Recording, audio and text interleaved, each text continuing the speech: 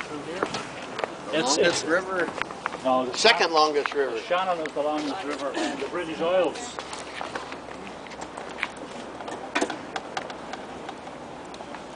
The three rivers in this area are called the Three Sisters. The Nore comes down through Kilkenny and it meets with the Barrow about 4 miles upstream, and then they both become the Barrow, and then the Barrow meets the Suir just in the Waterford estuary, just before it enters just downstream, about 25 miles.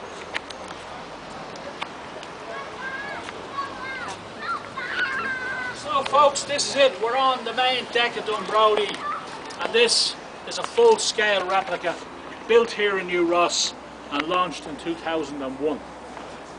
The original ship that wasn't built in Ireland simply because we didn't have suitable timber for shipbuilding back then.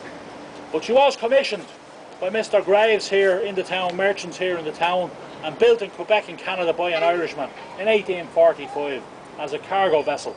So the cargo she would have mainly carried back from the New World would have been grain and cotton from Canada, grain and timber from Canada, cotton from the United States, and occasionally guano from Peru. You're familiar with guano?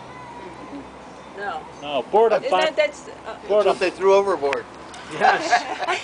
Now it was quite a dangerous cargo, and it had to be stored in the middle compartment here, the deck just below your feet, where the passengers were housed, but not at the same time. Oh, but it smelled wonderful. Yes, wonderful, but it was a dangerous cargo. If it got wet, what could happen? Combust.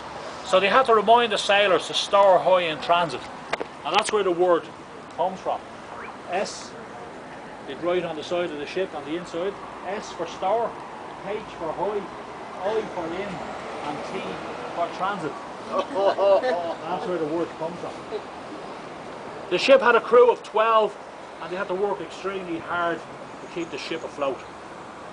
Everything was done manually, but one of their main jobs was climbing these riggings, sometimes 100 feet above the deck, to get the ship ready for sea and keep it that way. Can you imagine doing that job in the middle of the ocean?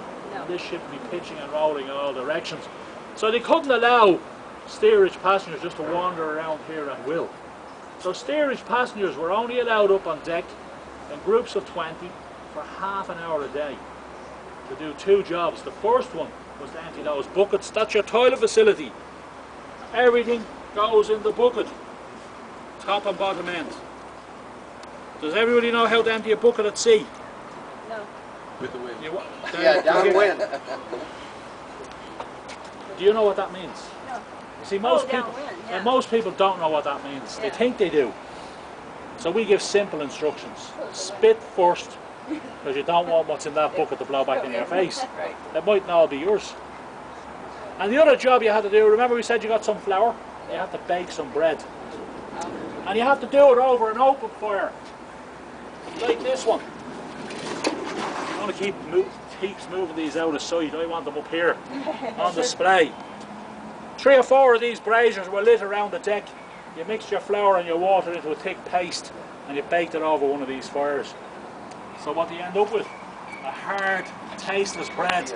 That and your ship's biscuit is what you're going to have for the remainder of the journey. It could be 50 days. Do you think you might have survived? Water, no, I don't know how. Water was stored in barrels, and it was strictly rationed. But they would harvest rainwater during the voyage as well.